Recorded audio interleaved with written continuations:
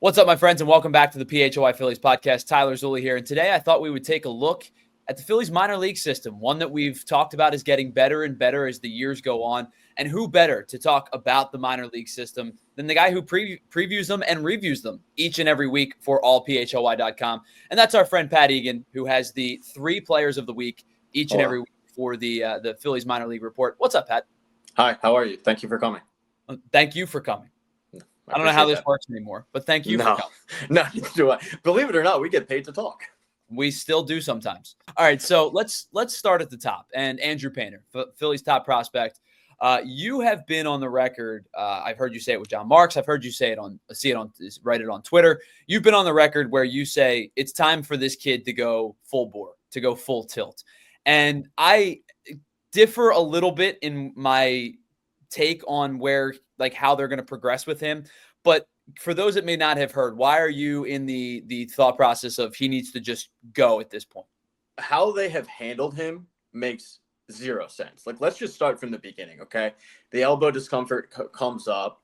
They try to set him down and, just have him rest a little bit.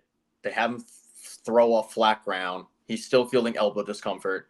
We're talking at that point, it's April. Everybody with a brain who follows baseball knows this kid's going to need Tommy John surgery. What happens? No, let's kick the can down the road a little bit more. Let's have him sit down for another 3 weeks, and let's have him throw 25 pitches off flat ground. If he can't get through that, at what point does the light bulb go off that, hey, let's have him have this year-long surgery? And what do the Phillies do? They wait until July to have him go through Tommy John surgery, which right away you go, okay, so he missed the whole 2023 season, and he's going to miss the majority of 2024 because, God forbid, we just have him pitch a couple games in the minor league system. No, we're going to sit him. And that's exactly what happened. He missed all of 2023. He missed all of 2024. But then they have him pitch in the Arizona Fall League, and then they don't have him pitch in spring training. Am I nuts?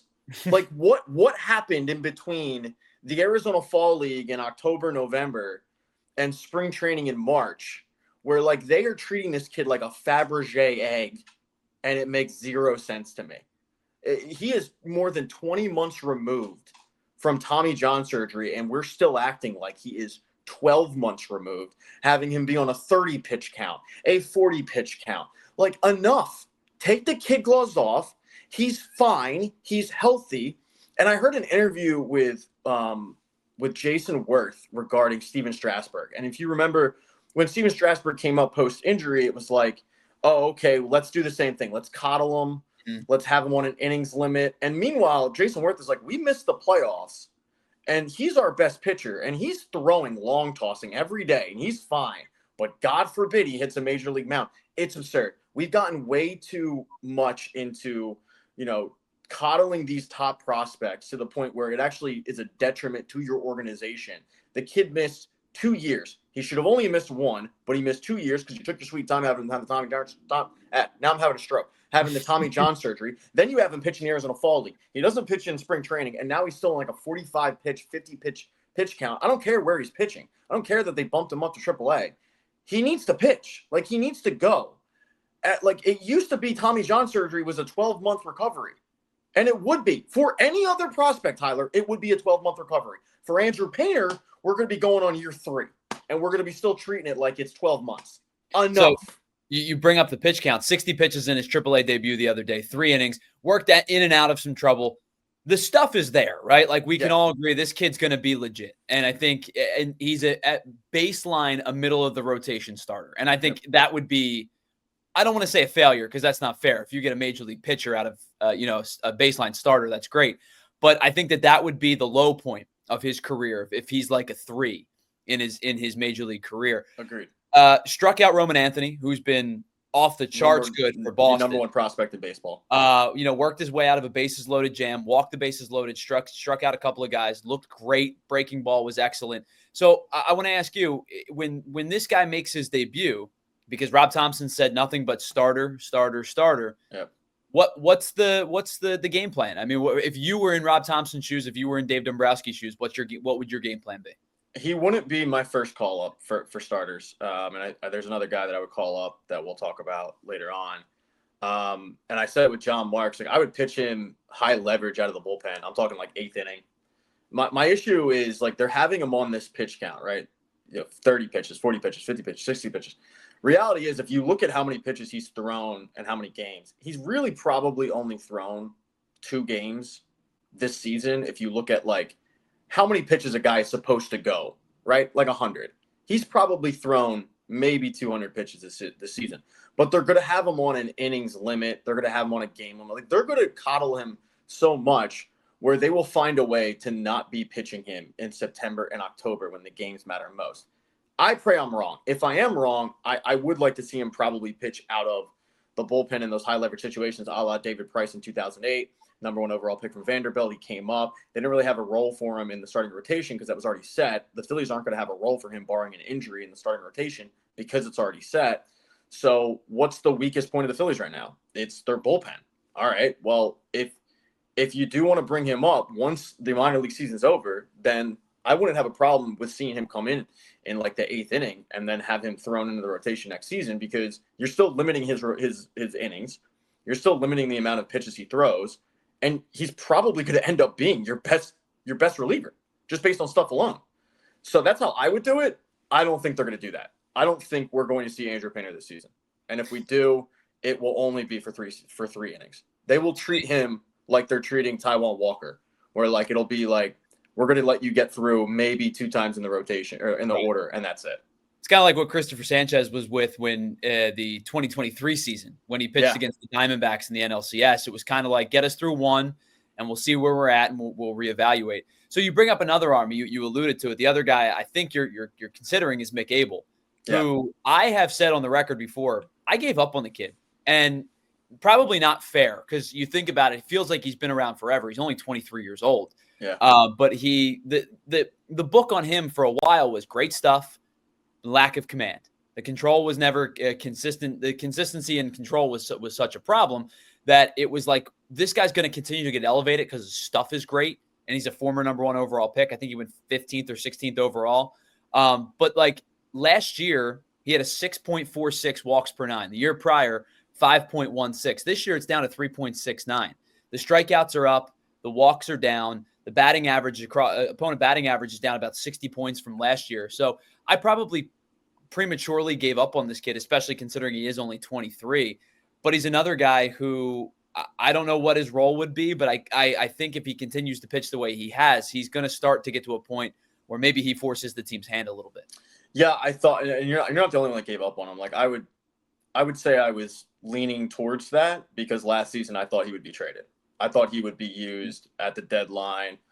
All the reasons you said, like former #1 overall pick, great stuff, started the futures game, but there's really no role for him. And even if you look at the current team now that's locked up, like, all right, if they get rid of Ranger Suarez, well, we're all expecting Andrew Painter to kind of take that rotation spot anyway. So where does he pitch? Because all your pitchers are locked up long term. So I think he's pitching great. I don't think he's ever really going to pitch a meaningful season in Philly. Like, even if he gets called up and he pitches, I think he'll still be used.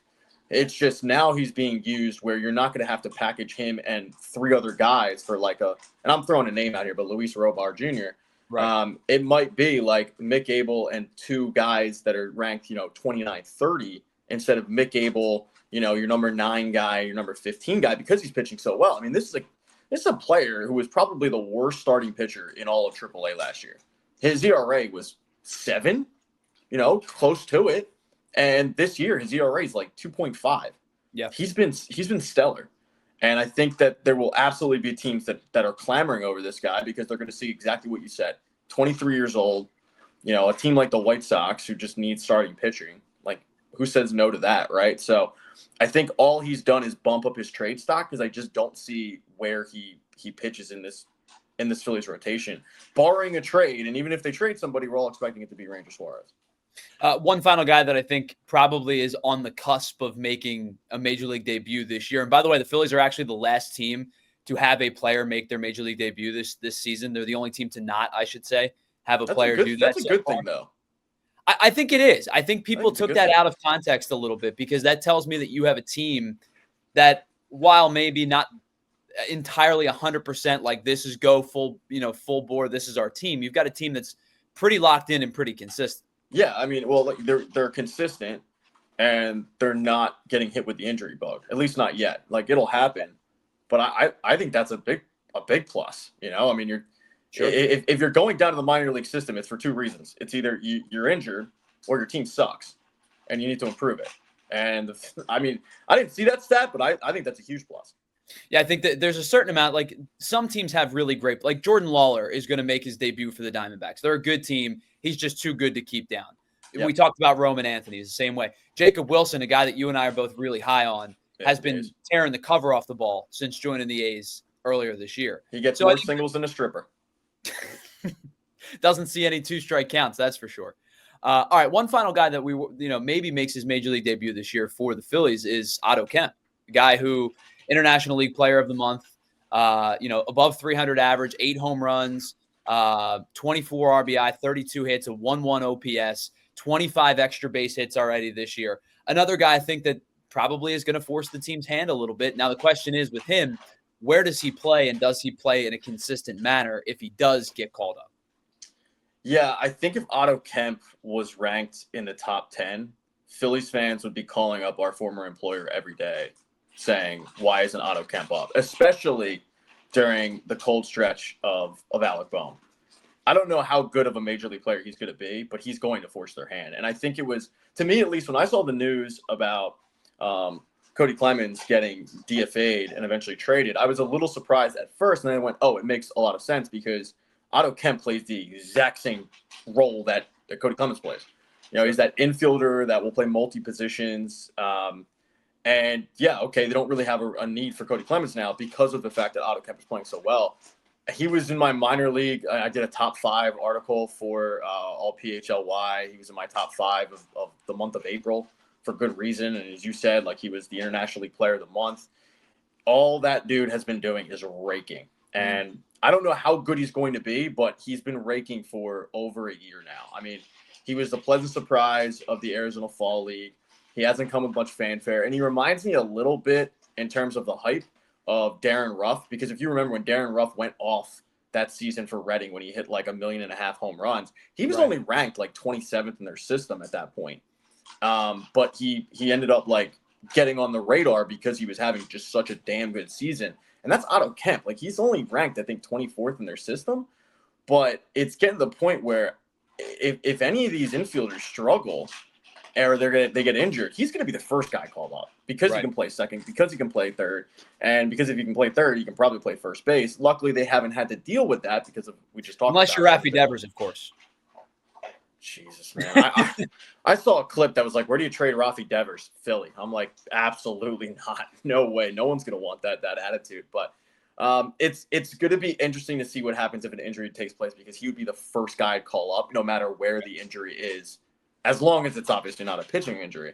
I'm calling him up. I want to see what he can do in the majors.